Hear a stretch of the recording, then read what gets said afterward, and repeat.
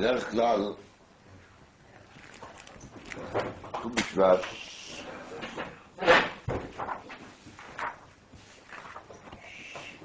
tombe dans la semaine des deux parachiotes, la paracha de Shalach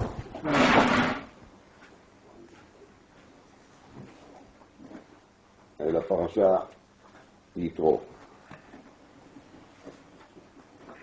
Donc, c'est évident que si c'est systématiquement comme ça, c'est qu'il y a un rapport entre les Inyan de Tou Bishvat d'un côté et Parashat Beshalach et Parashat Yitro de l'autre côté.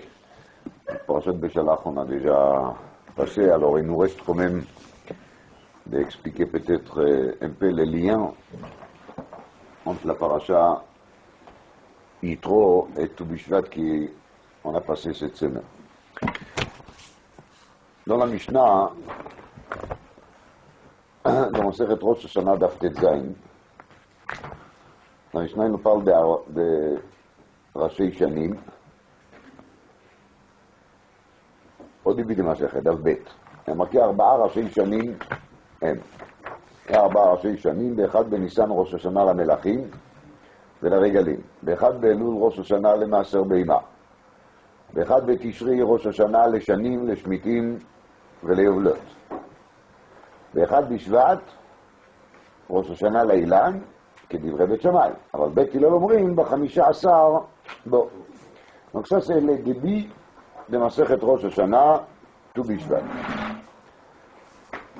Marqué dans le Rishonim ici, dans le Mordechai, que si la Mishnah il a dit 4 Rashei Shanim hem, ça veut dire que l'importance de Tou Bishvat, l'importance, je veux dire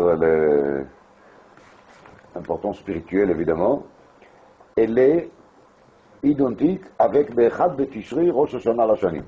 De même que premier Tishri, c'est un jour exceptionnel, comme tout le monde sait. On se rappelle tous de Rosh Hashanah et Aleph Tishri. Alors il faut savoir que Tou Bishvat, il a le même niveau.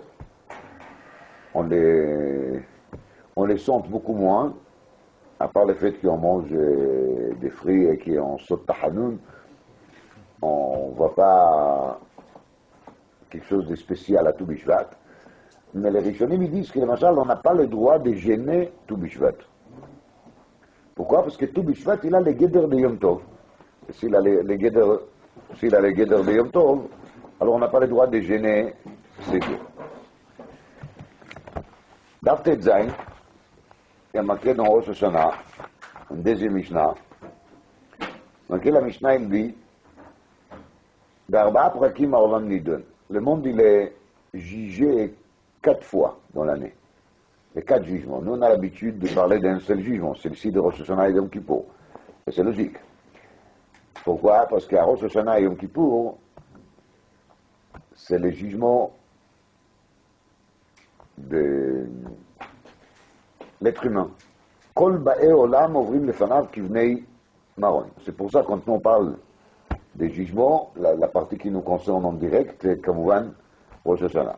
Mais il y a 4 jugements dans l'année. Quels sont les 4 jugements? Le Pesach à la Tvoua.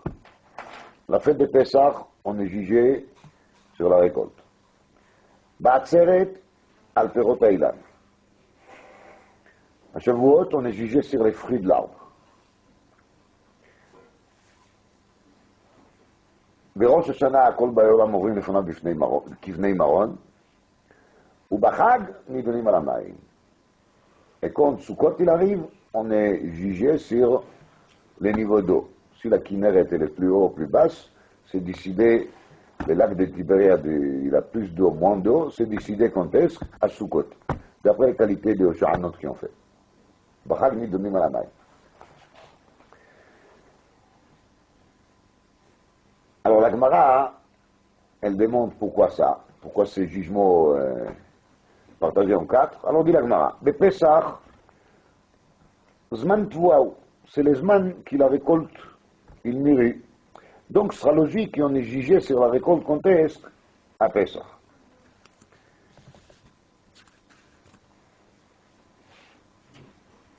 Shavuot, c'est Perot Haïlan. C'est pour ça qu'on amène à Shavuot Shtei Alechem. Parce que les fruits des arbres en général, ils mûrissent en alentour de Shavuot. Alors on doit amener quoi? On doit amener Shnei Alechem. Les deux pains qu'on amène à Shavuot avec les kvassim qui s'appellent Kivsei Atzeret.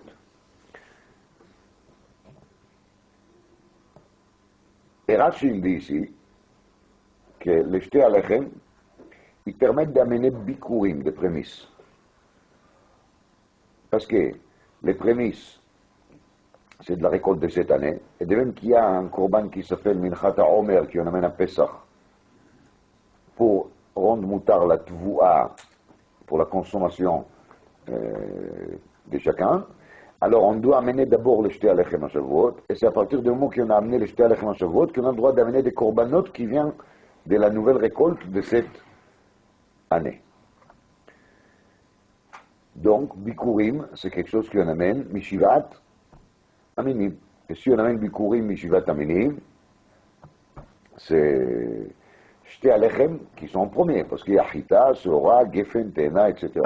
Donc, le premier sur la liste, c'est quoi? C'est Chita, on amène le Shtei Alechem, et ça donne l'ouverture pour quoi? Pour l'ensemble. Pour tous les Shivat Aminim. Donc, d'après cet raisonnement, c'est très intéressant. On a besoin de quoi? De quelque chose qui sera les matir, qui va permettre de commencer à mener Korbanot Chadashim de la récolte de cette année.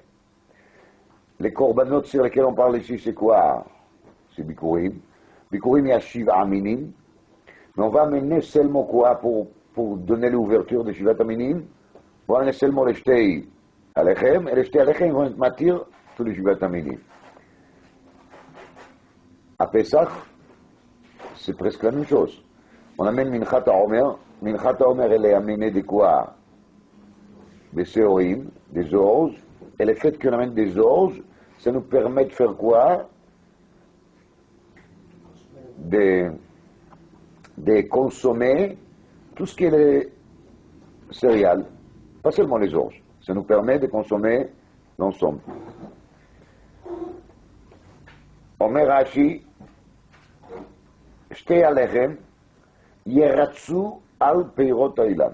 Les Shtei Alechem vont permettre d'amener tous les fruits des Ilanot, Shehem Matirim Lavi Bikurim. Shehem Meviim Bikurim Kodem Atzeret. On n'a pas le droit d'amener Bikurim avant Atzeret, c'est Chadash. Et Bikurim dira si c'est Peirot Haïlan. Très bien. Vani Shamati. Vani. J'ai lu dans le Rashi. Rashi dit, Vani Shamati. Ça, c'est moi qui j'ai dit. Maintenant, je vais vous dire ce que j'ai entendu.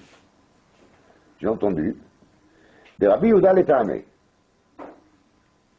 Ici, c'est qui parle? C'est Rabbi Yehuda. Et Rabbi Yehuda, il est le Ta'ameh. מה לטעמי? דעה אז לה כמעט אמר בסנהדרין, עת שאכל ממנו האדם הראשון, חיטה היה. Donc Rabbi Yehuda il dit qu'Adam Arishon il a mangé d'un arbre qu'il était quoi? Qu'il était chita, le blé. Alors c'est marqué dans les Zohar, dans le Midrashim, qu'à l'époque, les tiges de blé c'était comme un tronc d'un arbre. Et les grains de blé, ils ont poussé sur ces tiges comme des fruits, comme des grandes noix de coco par exemple. Et ou bien on a coupé la tige comme on coupe le tronc d'un arbre pour récupérer les fruits qui étaient les grains de blé, ou bien on allait taper là-dessus avec quelque chose pour qu'il tombe et qu'on pourra se servir. Et c'est pour ça qu'on appelle Etz she'achal mimeno Adam Arishon chita aya. Parce que c'était vraiment système Etz, système arbre. Donc, pourquoi Rachid amène ça? Pour nous expliquer qu'est-ce que ça veut dire qu'on dit ici que la chita, elle s'appelle ici comment? Peirot Haïlan. Dit Rashi, tu vois bien que ça existe, parce qu'on a dit qu'Etz she'achal mimeno Adam Arishon Chita Aya. Donc tu vois bien qu'on peut appeler Chita aussi Perot Ailan. Voilà qu'est-ce qu'il dit Rashi.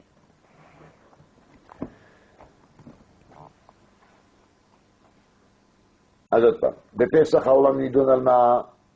על התבואה. Et se passe par Minchat à Omer. Cette mincha, cette offrande qu'il a amené des quoi? Des orges. Ensuite, on passe à Shavuot. Shavuot, c'est Perot Ailan. Perot Ailan, c'est Bikurim. Les Bikurim, ils sont permis à amener grâce à cette offrande qui s'appelle comment? Shtei Alechem. On les appelle Perot Ailan, donc tous les restes, on comprend très bien qu'ils s'appellent Perot Ailan, Geffen, Teina, Rimon, c'est Bechlet Perot Ailan. Mais la Chita, elle s'appelle aussi quelque part Ilan, dit Rashi, parce que Rabbi Yehuda, celui qui parle ici dans la Sugia, il est sauvé, c'est Et Shachal Mimeno Adam Arishon, Chita Aya. Très bien. Suite à cela, on arrive à Rosh Hashanah, c'est Kol Baye Olam, et après on arrive à Sukkot, où Bachag Nidonim al Amay. Alors, il s'est fait qu'il compte, on a dit au Bachag Nidonim al Amay, c'est Sukkot, n'est-ce pas? Et après Sukkot, il y a quelque chose qui vient qui s'appelle Shmini Atzeret. Et de nouveau, à Shmini Atzeret, on trouve une deuxième fête qui est collée avec lui, à Chutz Laaretz, ou qu'il est inclus dans lui en Eretz Israël. Shmini Atzeret, il est en même temps aussi Simchat Torah. Et tout le monde sait que pour avoir Perot, Tvoa, n'importe quoi, on a besoin de quoi? Des maïms. Sans l'eau, rien ne va pousser. Donc, quand on dit Bachag Nidonim à la maïm, c'est automatiquement déjà aussi les dîmes qui sont nidonim à la fois Gam Tvoa et Gam à Perot, parce que ni Tvoa ni Perot ne pourront pas pousser sans assez des eaux. Mais même si à Sukkot on est condamné à quoi? À une bonne année d'eau, à Daïn il y a un jugement qui est un jugement de quoi? Des Tvoa et des Perot. Et c'est pas le même jugement. Parce qu'on peut réussir énormément point de vue niveau d'eau, et après, quand on va s'aimer, il y aura des bêtes qui vont venir, ils vont manger tout ce qui a poussé, Chas Shalom. Donc, l'eau, c'est sûr que c'est une condition pour que ça pousse, mais l'eau, c'est pas encore la garantie qu'on arrivera à terme. En réalité, tous les jugements d'ici, ils sont liés un avec l'autre, si on réfléchit, si on pense. On voit bien de là que les Perot Ailan, tirés par les cheveux presque, je dirais, parce qu'on est revenu des milliers d'années en arrière pour se trouver au Gan Eden, pour voir les Et Shachal Memeno Adam Arishon, vous voyez, pour pouvoir appeler ça comment? Perot Ailan. Les Perot Ailan, on est nidon contesque d'Atzeret. Perot Ailan, on est nidon d'Atzeret. Atzeret, c'est כמובן חג השבועות. חג השבועות c'est יום שניתנה בו תורה. והנה ט"ו בשבט, qui est les jours dans lesquels on parle des fruits. C'est Rosh Hashanah la Ilan, même terme, Ilan. Et j'ai pas besoin de vous dire ça qu'ils disent les Sfarim de Tzadikim, qu'Ilan c'est le Gimatria Shnei Hashemot. Alors, Rosh Hashanah la Ilan, tout Bishvat, il tombera dans la semaine dans laquelle on lit la Parasha Yitro, dans laquelle on parle de quoi? De Matan Torah. On fait la même lecture à Shavuot, comme on fait toujours le Shabbat qu'il est à côté de tout Bishvat. Ba'atzeret nidonim al perot ha'Ilan, ובשבת יתרו נידונים על פירות האילן. כנראה, ça donne cette impression. Et on trouve une deuxième fois Atzeret, c'est la Atzeret qui est le Shmini Atzeret, encore une Atzeret, dans laquelle on parle de quoi? De Simchat Torah. Il y a un Simchat Torah dans cette Atzeret. Donc Atzeret, l'Exera Shava. Cette Atzeret, c'est Kabbalat Torah, l'Atzeret de Shavuot, et le Shmini Atzeret de Sukkot, c'est Atzeret Shel Simchat Torah, et ça marche ensemble. Et voilà, on est bien. Sauf, qu'est-ce qu'il y a derrière ça? Peirot, Atzeret, Atzeret. C'est intéressant, c'est beau, mais qu'est-ce qu'il y a derrière ça? Alors certainement, il y a beaucoup de choses derrière. Mais je vais vous parler d'un point. Dans les Dafayomit qui ont fait maintenant, on étudie beaucoup de soubiotes de Nedarim ou d'Arana. Donc, dans une des sujets qui sont discutés ici, il y a une personne qui il s'est interdit de profiter de quelqu'un d'autre. C'est pas bien de faire des choses pareilles, hein, on ne sait jamais. Mais c'est pas bien de faire des bechlal. En tout cas, Rouven il s'est interdit de profiter de Shimon. Alors il ne peut pas profiter de lui. Dit la Mishnah, Umelamdo midrash alachot v'agadot. Donc malgré que Rouven n'a pas le droit de profiter de Shimon, il a fait une veille là-dessus, il s'est interdit. Mais Shimon, il peut lui enseigner midrash alachot agadot. Il peut lui donner des cours de Torah. Et pourtant, il a dit qu'il ne va pas profiter de lui. Alors c'est marqué dans les rangs d'Afla Metzaï, dans les Darim, dit les rangs là-dessus, Velimud nami lavana'au. L'étude de la Torah, c'est pas un plaisir. Des mitzvot, lav leenot nitno. Des mitzvot, lav leenot nitno. Comme ça dit les rangs. Les mitzvot n'ont pas été donnés pour s'amuser avec. Les mitzvot, ils sont faits pour quoi? Parce qu'Akadosh Baruch Hu nous a ordonné de les faire. Point. Donc, quand quelqu'un fait une mitzvah, c'est pas fait pour le plaisir. Quand quelqu'un fait une mitzvah, il est en train de baisser sa tête, de se mettre sous les jougs de qui? D'Akadosh Baruch Hu. Akadosh Baruch Hu lui a dit qu'il faut le faire, et il le fait. Et voilà, c'est pour ça. Quand l'autre, il m'enseigne la Torah, c'est pas du tout une question de plaisir. Quand l'autre, il m'enseigne la Torah, c'est un joug que je prends sur moi. Voilà. Je suis en train de baisser la tête et d'accepter l'étude. Comme ça dit les rangs. Il vient les Taz.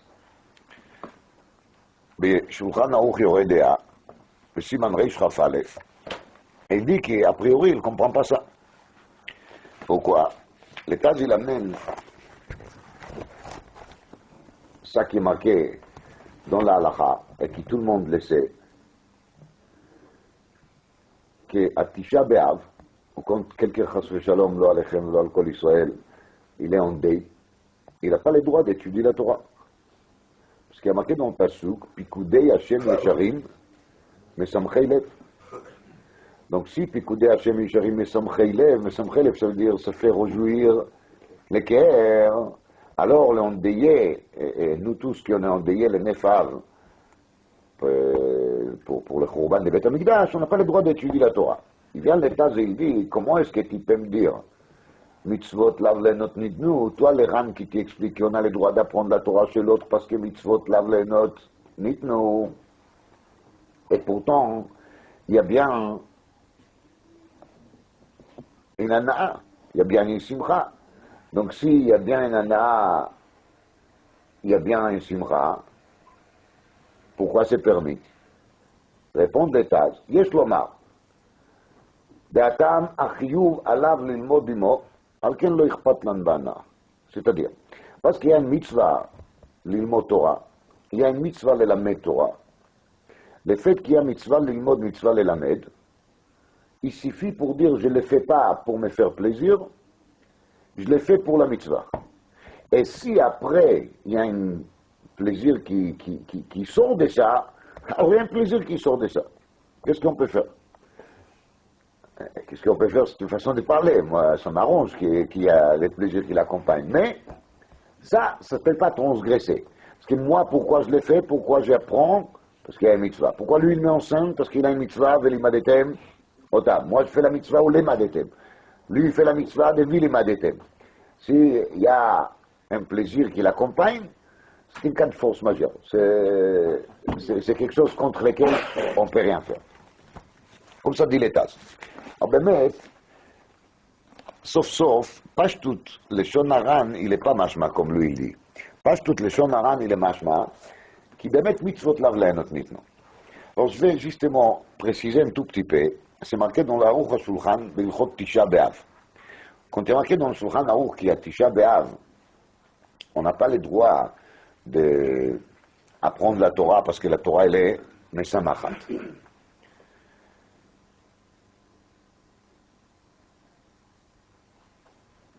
Alors dit là-dessus, Aruch HaShulchan ככה, בלימוד התורה יש שמחה וגם צער. Vous entendez? בלימוד התורה יש שמחה וגם צער. Il y a de la joie d'un côté, et il y a de la peine et de l'angoisse de l'autre côté. מה הצער? הצער הוא ביגיעת התורה. Pour étudier la Torah, il faut se fatiguer. dit l'Aruch HaShulchan, אף להיותר גדול. Même les Gaons de Vilna à son niveau, il doit se fatiguer au moment de l'étude. Avec cette grosse tête qu'il a, avec tout ce qu'il a déjà étudié, avec tout ce qu'il connaît déjà, quand même il est obligé de faire quoi? De se fatiguer. Lama, qui aime sauf le omek à Torah Akdosha. Parce que la profondeur de la Torah, c'est l'infini. Donc, tu peux apprendre le nombre des années de Methuselah, 969 ans, et tu n'as rien appris. Et le Gaon de Vilna, il a dit qu'il est Pérouche à Pasuk, Torah Hashem Tmima, la Torah d'Hachem elle est entier, veut dire que tout ce qui était déjà dit, expliqué, commenté, écrit, édité, Bedivrei Torah, aujourd'hui un programme qui s'appelle Otsara Chochma, vous avez vu, 20 000 livres, 25 000 livres, je ne sais pas ce qu'il y a là-dedans. Tout ce qui était déjà dit les Gaon, ça n'a même pas gratté la peau de la Torah. La Torah, elle reste encore quoi? Entière, Tmima. On n'a pas encore commencé à éplucher, même pas une seule couche. C'est juste, on a touché de l'extérieur. Tout ce qu'on a déjà dit, on a touché de l'extérieur. Vous vous rendez compte? Tout ce qui est marqué Betalmud Bavli, Yerushalmi, Rishonim, Achronim, Zohar, Kitve Arizal, tout ça, on est encore à l'extérieur. Voilà. On n'a pas mis un pied là-dedans. Donc, dit l'Aruch HaShulchan, הצער שבהגיעת התורה הוא אף ליותר גדול, כי אין סוף לעומק תורה הקדושה. אמנם, עיקר עסק התורה משמח את נפש הישראלי, אף על פי שיש לו צער ויגיעה בשעת מעשה. Donc, il y a d'un côté la fatigue. Celui qui veut étudier sérieusement, il doit être prêt à sacrifier le temps, l'effort physique, la concentration, de se casser la tête sur chaque mot, sur chaque ligne, sur chaque phrase, abréviation, petit caractère, araméen, hébreu, catastrophe. Mais quand même, עסק התורה משמח את נפש הישראלי. Le nefesh, l'âme d'un juif, elle se contente quand on étudie la Torah.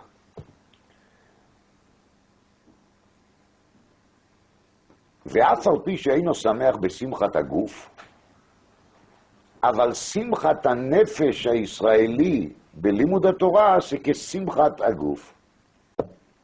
Donc, il sort de la Bekitsour, que לימוד התורה est une sorte de quelque chose de complexe, qui d'un côté, il y a là-dedans un côté pénal, pas pénal, mais la son pénalité, la côté pénible plutôt, et de l'autre côté, il y a un côté de joie.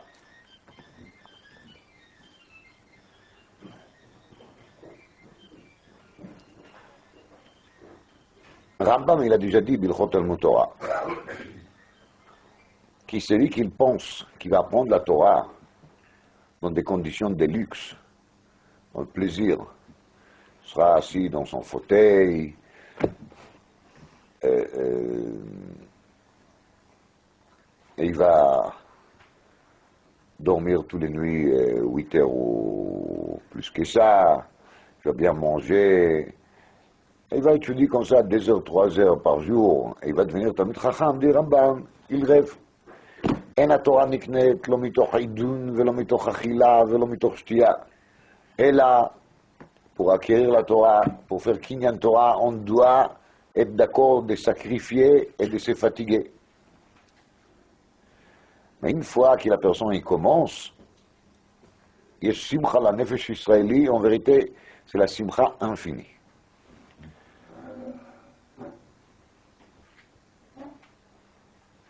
L'Aigle Tal, dans son Agdama, l'Aigle Tal, c'est le sefer qu'il a écrit, l'Avnei Nezer, sur le Chot Shabbat.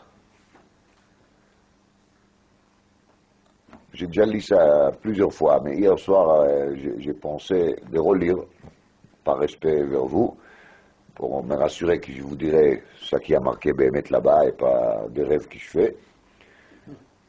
Alors j'ai remarqué quelque chose hier soir que je n'ai pas remarqué encore. Je l'ai lu plusieurs fois, mais j'ai remarqué un point là-bas très intéressant.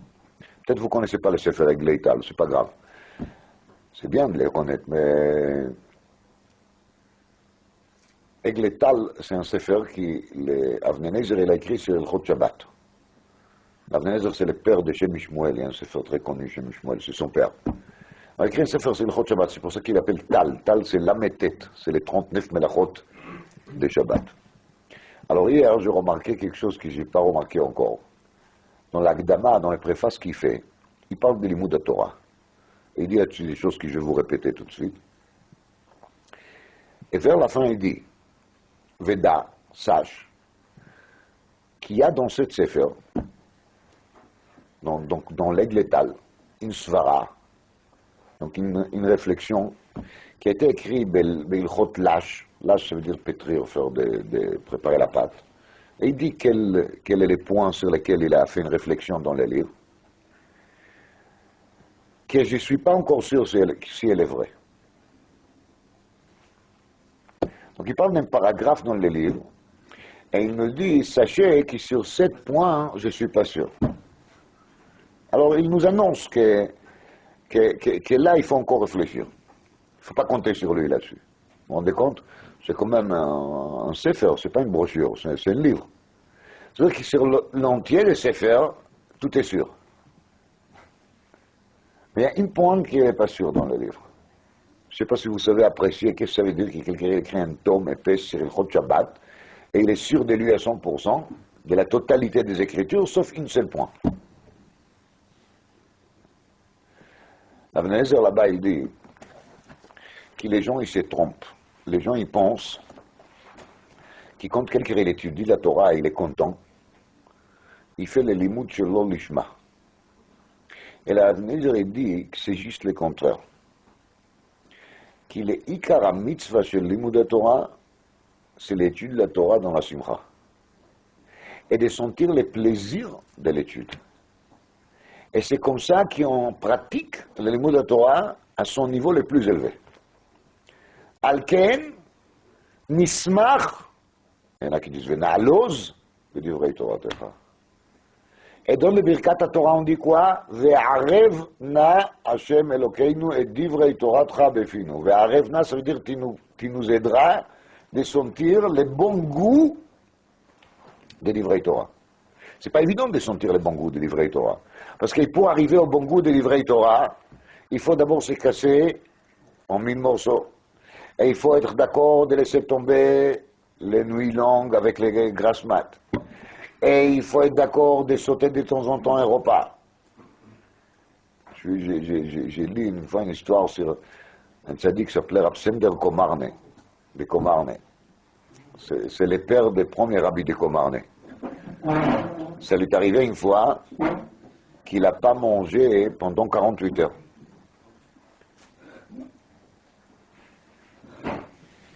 Il n'a pas mangé 48 heures.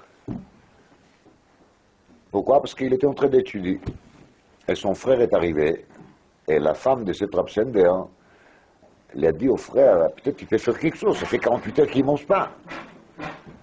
Alors le frère, il a dit, ne t'inquiète pas, je vais arranger ça. Il est allé voir son frère, il lui dit, mais qu'est-ce que c'est ça qui te fait des ta'aniot? C'est pas bien de faire des ta'aniot. Il a dit, moi je fais des ta'aniot. Elle a dit, mais ta femme dit que tu n'as pas mangé 48 heures. Elle dit, qu'est-ce que tu dis? Elle dit, moi, chas shalom, je ne fais jamais des ta'aniot, ça c'est fait pour des grands tzadikim. Mais j'ai même pas senti que j'ai faim, j'ai étudié, donc je n'ai pas pensé à ça. Mais je t'ai promis que si je m'aurais rendu compte que je n'ai pas mangé encore, j'aurais arrêté pour manger, c'est évident. C'est évident. En vérité, la partie sur laquelle on parle ici, la peine, la fatigue, c'est un niveau qui, des fois, quand quelqu'un il est déjà vraiment là-dedans, il ne saute même pas. Donc il peut passer 48 heures sans manger, ça ne lui fait rien parce qu'il est rassasié. Il est rassasié.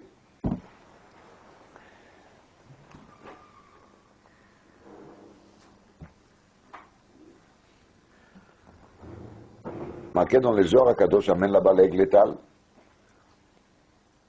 que la simcha c'est le yesod de la réussite de Yetzer HaTov et Yetzer Hara.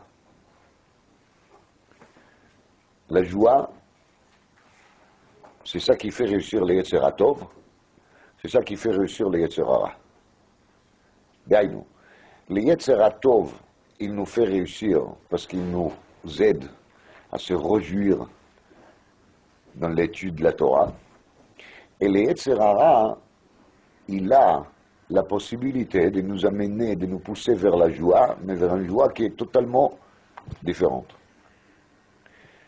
Marqué dans le Sefer HaKadosh Shiftei Kohen à la Torah, Vayigdelu hane'arim, Vayi Esav ish yodea tzayid ish sadeh, ויעקב איש תם יושב אוהלים. כתוב עליו זה בספר שפתי כהן. מה זה ויגדלו הנערים?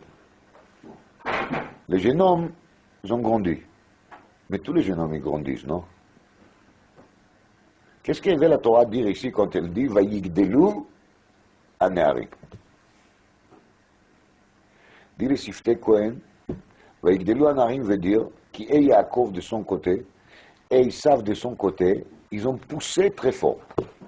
Ça veut dire, ils ont développé, mais beaucoup plus qu'un jeune homme moyen, ordinaire.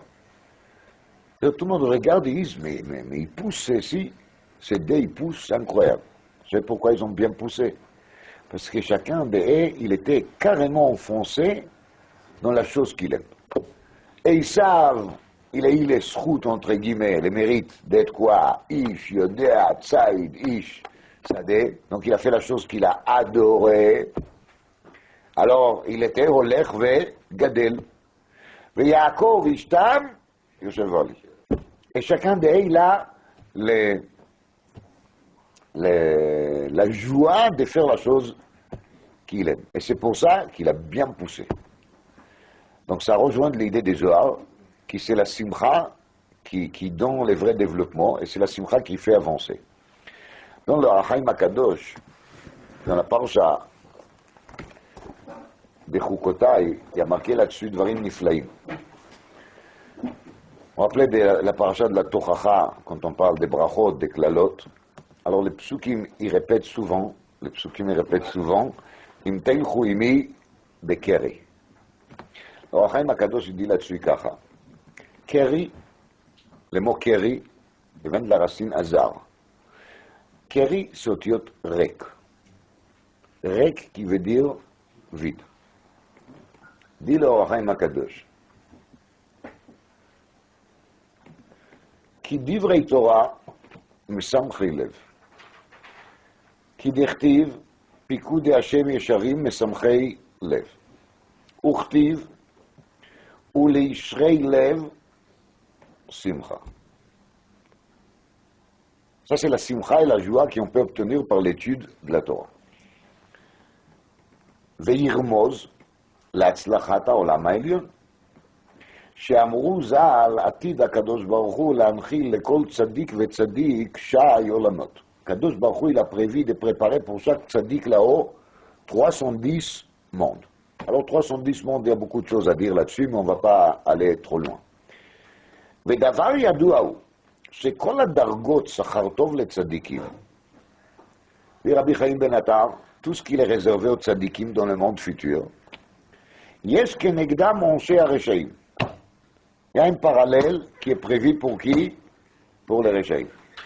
D'ailleurs, s'il y a 310 mondes d'aide pour qui? Pour des mondes qui sont censés de récompenser qui? Les tzadikim. Alors il y a aussi 310 mondes qui sont préparés pour qui? Pour les Réchaïm. כאומרו זה לעומת זה עשה אלוקים. וכשם שיש בדרגות 310 יהודי הקשרים, il y a 310 pour qui? pour les קשרים. יש כנגדם 310 תינופי האיסורים לעושי רשעה. ויקראו קרי, ריק, שעולה 310. Les keri, les rik, les rek, c'est 310. C'est les 310 qui sont réservés pour le Réchaïm. Bimkom להנחיל אוהבה יש, יהיה לבחינת הרע ריק. במקום להנחיל אוהבה יש, יהיה לבחינת הרע ריק. אז יש veut dire il y en a, il existe. Et l'opposé de quelque chose qui existe, c'est quoi? C'est N. Et encore plus que N, c'est quoi? C'est vide. Vide veut dire les vacuums, les rien du tout.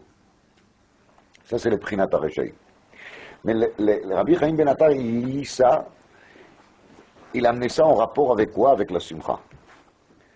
D'ailleurs, de même qu'il y a d'un côté la Simcha, chez le mitzvah, et la Simcha de l'étude de la Torah, il y a de l'autre côté les vides, qu'il est le vide de Réchaïm, mais cette vide de Réchaïm, il n'est pas vide, parce qu'il y a aussi de la Simcha.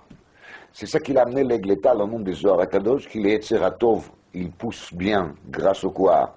Grâce à la Simcha, et l'Etzera, il pousse aussi bien, grâce à la Simcha. Seulement la Simcha de Yetzerara, c'est une Simcha vide, c'est une Simcha rek. On voit des gens qui dansent, qui chantent, qui se droguent, qui se saoulent, et ils ont l'air d'être très joyeux. Mais ce qui est clair, c'est qu'après chaque high, il y a un down. Ça, c'est pas de la simcha. C'est artificiel. En vérité, quand est-ce qu'on sait si la simcha est une simcha ou pas? C'est qu'est-ce qui reste après. צדיקים אמרו, עצרת. עצרת veut dire quoi? Stopper, freiner, bloquer. עצרת veut dire que quand chez nous on a une Yom Tov, c'est pas qu'après Yom Tov ne reste plus rien. Le contraire, c'est des Yom Tov, de la joie des Yom Tov, on prend la force pour le reste de l'année, pour la suite. אנחנו עוצרים משהו. On arrête quelque chose, on garde quelque chose de ça. C'est pas quelque chose qui est parti, qui va disparaître. Quelqu'un il peut se saouler, il va boire un bouteille entier. Il va être saoul pendant, on a dit 12 heures. Et après, il reste rien du tout. Dès qu'il a l'alcool, il quitte le sang, il quitte le corps, c'est terminé. Et le contraire, en gros, quand on était dans la joie artificielle, quand ça s'arrête, on est encore plus triste qu'avant. La simcha, qui est une simcha shel mitzvah, et surtout la simcha de l'étude de la Torah, est une simcha continue. Or zaro la tzadik ou l'ishrei lev simcha, pikud Hashem yisharim mesamchei lev sont présents. C'est-à-dire c'est mesamech keseider, tout le temps. Quelqu'un qui commence la journée avec une aire d'étude, c'est toute sa journée qu'il est différent. C'est pas seulement l'air qu'il étudie qui lui fait le plaisir, c'est la tsura de la journée n'est plus le même. C'est pas les mêmes personnes, c'est pas les mêmes jours, c'est pas les mêmes kir. Voilà. C'est mes samch élèves en quotidien. Lama, parce que la joie de l'étude de la Torah est une joie qui est propre, qui est pure, qui est nette. Tandis que toute autre joie, même la joie des avérotes, ne pensez pas une minute que je suis tellement naïf que je pense pas qu'il y a dehors aussi des choses qui font plaisir. Mais je ne suis pas si naïf justement de penser que ces plaisirs qu'on peut trouver à l'extérieur, ce sont des plaisirs durables. Les seuls plaisirs durables, et je ne parle pas maintenant Olam Haba, hein, je parle Olam Hazeh. Je répète, je parle Olam Hazeh.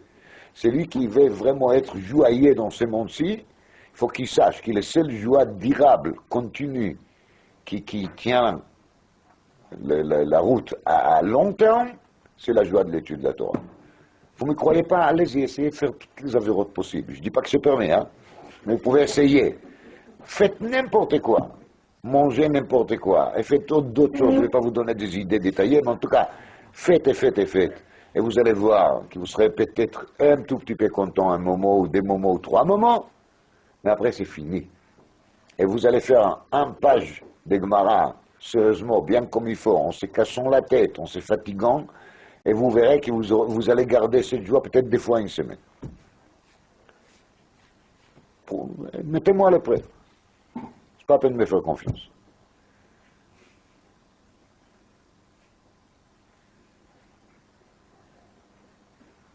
Il n'y a pas longtemps a décédé le Rosh Yeshiva de Ber Yaakov, Rabbi Shmuel Shapira. Je vous ai parlé de lui déjà. C'est une personne qui il a souffert dans sa vie personnelle, domaine de la famille, des souffrances incroyables. Et c'est vraiment il se fait mal au cœur de se rappeler tout ce qu'il a souffert. Chaque fois quand il s'est mis à côté d'une Gemara, il a commencé à lire quelques mots, il avait sur sa tête une joie incroyable. Et ça, c'est quelque chose qui était vu par des centaines et des centaines d'élèves qui l'ont vu. Il y avait des enfants malades, des enfants qui sont morts, des enfants qui étaient malades mentales, des souffrances incroyables. Et tout ça part des dettes, des millions et des millions de dollars qu'il avait à cause de la yeshiva, parce qu'il était très faible dans la partie de la collecte.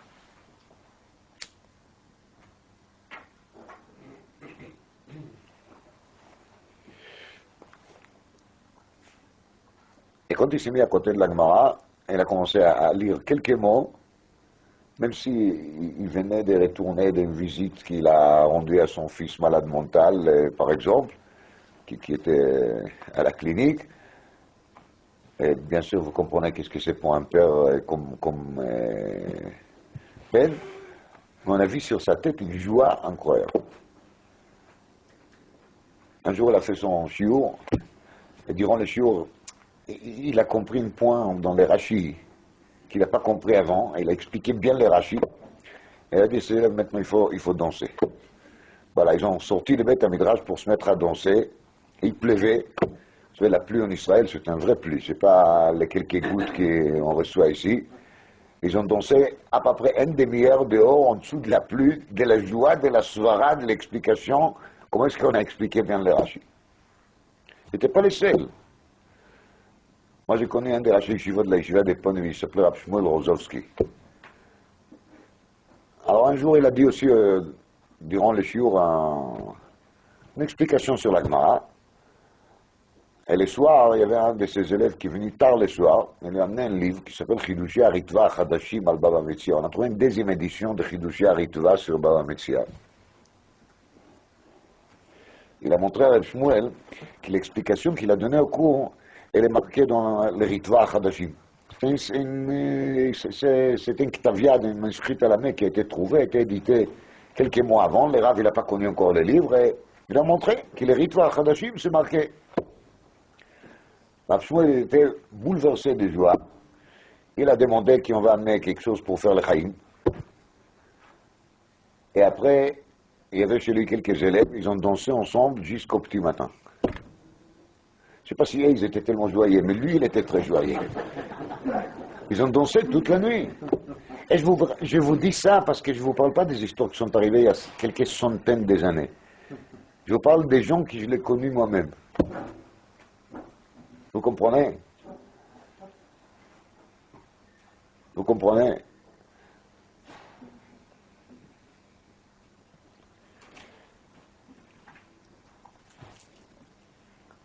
Quand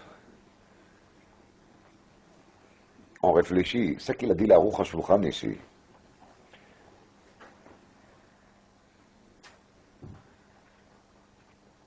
cette mélange entre la fatigue et la joie qu'il y a dans l'étude de la Torah. Mais la joie, c'est le but. Alors cette fatigue et joie est la mélange entre chita et perot, si on réfléchit. La chita, les blés, pour arriver à manger des pains, combien de choses il faut faire? 10. Choresh, Zorea, Kotser, Zoré, Borer, Melaked, Lash, Tochen, Ofé. Vous vous rappelez, il y a une liste.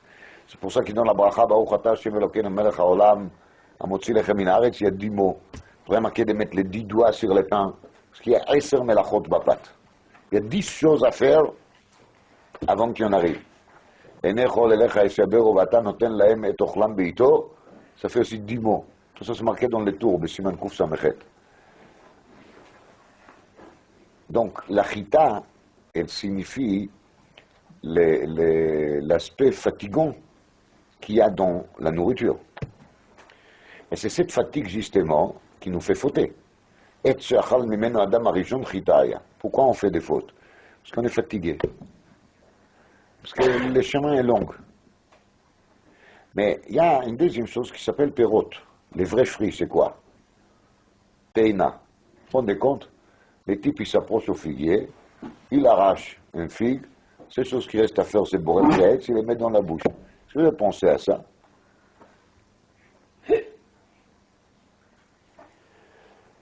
La différence énorme qu'il y a entre, justement, tmarim, les dattes, qui poussent sur l'arbre, ils sont toutes prêtes à manger. Peut-être qu'il faut les laver un peu, il faut le rincer. Et c'est tout. Ça, c'est la différence entre Chita et le Perot. Mais dans l'étude de la Torah, il y a les deux. Il y a l'aspect Chita. Chita Begimatria 22, c'est les 22 lettres de la Torah. Et les 22 lettres de la Torah signifient la fatigue pour l'étude de la Torah. Il faut être prêt à se fatiguer. Et celui qui n'est pas prêt à se fatiguer, il ne va jamais réussir dans l'étude. Mais après, on passe à une deuxième phase. C'est quoi? C'est Perot. Aïlan. Il annote les arbres, les fruits. C'est quelque chose qui, Akadosh Baruch Hu, nous a donné pour le plaisir. C'est fait pour le plaisir. Les Ruach Hayom, il y a marqué. C'est le Gan Eden. Gan, Be'eden, Mikeden. L'opposé des plaisirs, comme tout le monde sait, c'est marqué dans les Zohar. Plaisir, c'est Oneg. Oneg Shabbat. L'opposé de ça, c'est quoi? C'est Nega. Nega Tzarat. Mais Tzarat, c'est Otiot Atzeret. C'est les mêmes lettres. Ils changent. De même qui Nega et Oneg, c'est les mêmes. Donc il y a Atzeret et Tzarat qui est aussi les mêmes. Quand une personne il est prêt à vivre bien la Atzeret comme il faut, la Atzeret c'est Shavuot, שבה נידונים על פירות האילן, והאילן זה שני דברים, זה עץ שאכל ממנו האדם הראשון חיטה היה, והאילן c'est aussi tout ce qui est la beauté des fruits et tout ce qui est le plaisir des fruits, et tout ce qui signifie la joie et la peine et la joie de l'étude de la Torah. Donc regardez comment c'est bien arrangé. Il y a les 7 semaines dans lesquelles on se prépare des Pessah jusqu'à Shavuot. Pessah, on a commencé avec Seorim, c'était des orges. Ça, c'est la nourriture des bêtes. On arrive à Shavuot, on arrive au niveau de quoi? Des Chita. On a monté un degré. Mais cette Chita, elle va nous amener ensuite vers quoi? Vers Perot Aïlan. Ça veut dire vers sentir le bon goût de l'étude de la Torah. Et quand on arrive à Sukkot, il y a 7 jours. Donc chacun de ces 7 jours de Sukkot, il est le parallèle de quoi? Des semaines qu'on a compté entre Pessah et Shavuot. Et ça va nous amener vers la deuxième Atzeret, qui est l'opposé de quoi? De Tzaraat, de la lèpre, qui va nous amener vers le résultat définitif le plus important, qui est quoi? Simchat, la Torah, la joie de la Torah.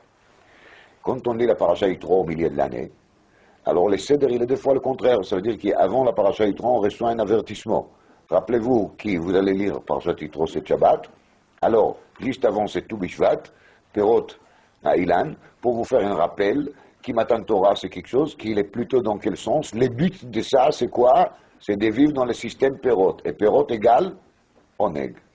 Et c'est marqué dans la Gemara qui Oneg Shabbat c'est Perot. Gemara Meforoshet dans Beitzat Daf Lamed Dalet, regardez là-bas. Parce que presque les seules choses qui existent dans le monde, qu'il est tout prêt à consommer et qu'il ne faut rien faire pour, c'est les fruits.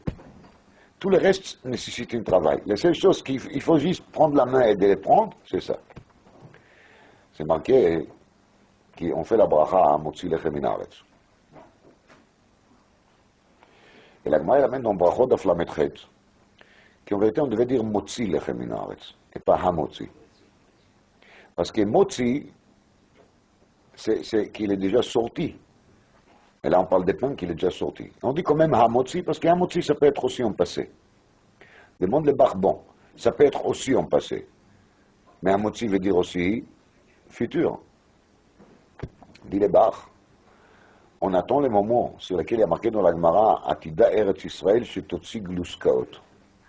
Parce que dans le monde futur, on va trouver des pains qui sera quoi? Qui va pousser de l'arbre comme des fruits. Donc, on va se lever le matin et chacun va avoir son boulanger, ça veut dire son arbre. Il y aura un arbre de baguettes, de pain complet, le troisième arbre des pains de siège. Chacun il va trouver les pains qu'il préfère. On va les arracher. Donc c'est pour ça qu'on dit aussi à Motzi, qui mâche maléché avar velatid. On accepte qu'aujourd'hui on fait encore des fatigues pour la nourriture parce que etz shachal memeno adam arishon chitaya. Mais la tid là-bas on va manger etz lechem, pas etz chita. Et on attend déjà le futur, dans lequel l'aspect des tsar, la fatigue de l'étude, ça remplacé par quoi? Par la joie des débuts jusqu'à la fin. ועל כן נשמח בדברי תורתך. ולא רק נשמח, אלא נשמח ונעלוז בדברי תורתך. L'étude de la Torah soit une joie infinie du début jusqu'à la fin. Et ça, c'est la madriga de Shabbat Parashat Yitro qui, tout Bishvat, la précède. Il nous prépare pour arriver au Shabbat Parashat Yitro et de comprendre que l'étude de la Torah est un plaisir qui deviendra dans le futur un plaisir infini. Qu'Akadosh Baruch Hu nous aidera, qu'on va recevoir la Torah Shabbat bien comme il faut, dans la joie bien comme il faut. Il y a Onek Shabbat, c'est le contraire des Nega.